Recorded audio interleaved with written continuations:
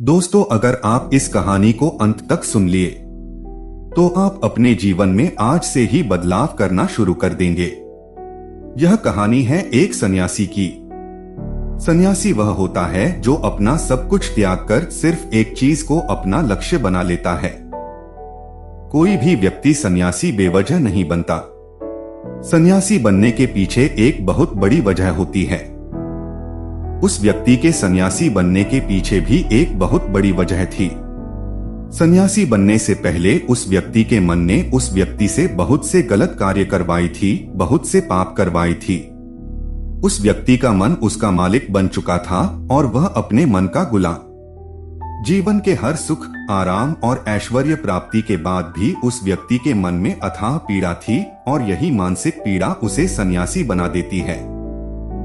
सन्यासी बनने के बाद वह व्यक्ति सांसारिक दुनिया से दूर हो जाता है, जंगल में रहने चला जाता है, ध्यान करता है, तरह तरह की साधनाएं और अभ्यास करता है, भिक्षा मांगकर भोजन करता है, एकांत और मौन का अभ्यास करता है। लेकिन फिर भी उस व्यक्ति का मन शांत नहीं होता। वह अंदर से बेचैन और परेशान ही रहता है। यहाँ एक बात समझने वाली है कि ध्यान या किसी भी साधना का जो शुरुआती बिंदु है, उसकी शुरुआत ही तभी की जा सकती है जब हमारा मन शांत हो, जब हमारा मन हमारी सुनता हो। लेकिन उस सन्यासी का मन ना तो शांत था और ना ही उसकी सुन रहा था। उस सन्यासी के मन में यह बात गहराई से बैठती जा रही थी कि मन को वश में करना, मन पर काबू पाना असंभव है। लेकिन फिर एक दिन उस सन्यासी को एक व्यक्ति मिलता है जो ना तो कोई साधु सन्यासी होता है और ना ही कोई बुद्धिमान व्यक्ति। वह तो बस एक साधारण सा चरवाहा था जो जंगल में अपनी भेड़ों को चरा रहा था। वे चरवाहा उस सन्यासी के पास आकर उससे पूछता है, क्या मैं तुम्हारी कुछ मदद कर सकता हूँ? तुम बहुत परेशान लग रहे हो। मैं तुम्हें पिछले कई दिनों से देख रहा हूँ, तुम बहुत बेचैन रहते हो। अगर तुम चाहो तो मैं तुम्हारी सहायता कर सकता हूँ। चरवाहा की बात सुन सन्यासी कहता है, भला तुम क्या मेरी मदद कर सकते हो? तुम तो एक संसारी हो जो अपनी मोह माया में लिप्त रहता है। यह सुन वह चरवाहा उस सन्यासी से कहता है, मैं तुम्हारी मदद कर सकता हूँ। मैं मन को वश में करना जानता हूँ। सन्यासी चरवाहा के मुंह से यह बात सुन जोर से हंसता है और कहता है, क्या क्या कहा तुमने? तो तुम मन को वश में करना जानते हो। मैंने अपना सब कुछ त्याग दिया, आकर जंगल में रहने लगा, तब भी मैं अपने इस मन का गुलाम हूँ। और तुम कह रहे हो कि तुम इसे वश में कर सकते हो। चरवाहा कहता है, मन को वश में करने के लिए सभी वस्तुओं का त्याग करना आवश्यक नहीं है और ना ही जंगल में आकर रहना जरूरी है। बस एक चीज है जिसे छोड़ना सबसे जरूरी है।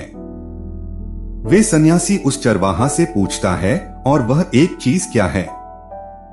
वे चरवाहा सन्यासी से कहता है, वही एक चीज है, गलत जानकारी। आज तक हमारे भीतर जो भी जानकारी गई है उसी ने हमारे मन का निर्माण किया है। सन्यासी उस चरवाहे से पूछता है, परंतु वह कैसे? वह चरवाहा समझाते हुए कहता है, मान लो तुमने आज तक अपने जीवन में सेब का फल ही खाया। तुम्हें सेब के स्वास्थ्य के बारे में कुछ भी नहीं पता है। तो क्या तुम्हारा मन कभी सेब खाने को कर सकता है? नहीं ना। इसीलिए हमारे मन का निर्माण जानकारी से होता है। वे सन्यासी उस चरवाहा की बात से प्रभावित हो जाता है और उससे कहता है, क्या आप इस बारे में मुझे और विस्तार से समझा सकते हैं? वह चरवाहा उस सन्यासी से कहता है, अगर तुम अपने मन को वश में करना चाहते हो तो अब मेरी बातों को ध्यान से सुनना। तुम अपने मन को वश में केवल तभी कर सकते हो जब तुम अपने मन की जड़ों को देख पाओगे। मन का निर्माण जानकारी से होता है और हमारे शरीर में जानकारी के 5 प्रवेश द्वार होते हैं। पहला, आंख। हम अपनी आंखों से जो कुछ भी देखते हैं, अच्छा या बुरा, वो सब हमारे मन की यादाश्त में इकट्ठा होता रहता है। दूसरा, कान। हमारे कान जो कुछ भी सुनते हैं वह भी हमारे मन में बीज के रूप में बो दिया जाता है। तीसरा, जीभ, जिसमें चीज का स्वाद हम एक बार ले लेते हैं। वो हमारे मन की यादाश्त में अंकित हो जाता है। चौथा है नाक, जो भी हमें एक बार सूंघ लेते हैं। खुशबू या बदबू, वो सभी हमारे मन में दर्ज हो जाती है। और पांचवा है त्वचा, जिसमें चीज को हम एक बार छू लेते हैं, इसे परख लेते हैं। उसकी यादाश्त हमारे मन में कहीं ना कहीं अंकित हो जाती है। इन पांचों शारीरिक दरवाजों से जो भी जानकारी हमारे अंदर जाती है, वह जानकारी बीजों के रूप में जमा हो जाती है और धीरे धीरे वृक्ष बनती है। हमारा मन मिट्टी की तरह है जिसमें बीज बोए जाते हैं, और हमारी बुद्धि बीज बोने वाले किसान की तरह है। अगर हमारी बुद्धि गलत जानकारी के बीजों को सही जानकारी के बीज समझकर बो देगी, तो जब भविष्य में वह बीज वृक्ष बनेगा तो खराब फल ही देगा। तुम्हारा मन तुम्हारे वश में इसीलिए नहीं है क्योंकि तुमने पहले से ही अपने मन में बहुत सारी गलत बीज बो रखी है, और अब वो बीज बड़े वृक्ष बन चुके हैं। वे सन्यासी उस चरवाहे से पूछता है, तो अब मुझे क्या करना चाहिए? क्योंकि अब तक तो मैं बहुत सारी गलत बीज बो चुका हूं, और जो जा चुके हैं उन्हें वापस निकाल नहीं सकता। वह चरवाहा उस सन्यासी से कहता है, अब तक तुम अनजाने में गलत बीज बो रहे थे, लेकिन अब जानबूझकर सही बीज बोना आरंभ कर दो। भीतर अगर हजारों बीज गलत है तो क्या हुआ? अब से लाखों सही बीज बोने के लिए तैयार हो जाओ। तुम्हें बस पूरे दिन इस बात पर ध्यान देना है कि इन पांचों इंद्रियों से तुम्हारे भीतर क्या जानकारी जा रही है, और जो जानकारी जा रही है वो सही भी है या नहीं।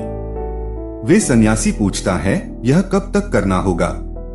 वह चरवाहा कहता है, पूरी जिंदगी भर। जिस प्रकार तुम हर दिन अपने पेट को अच्छा भोजन देते हो, उसी प्रकार तुम्हें हर दिन अपने दिमाग को भी अच्छा भोजन देना होगा, यानी सही जानकारी और सही विचार। जीवन में हर दिन हर पल तुम्हें सिर्फ दो विकल्प मिलेंगे, जिसमें से एक विकल्प तुम्हारे लिए सही होगा और दूसरा गलत।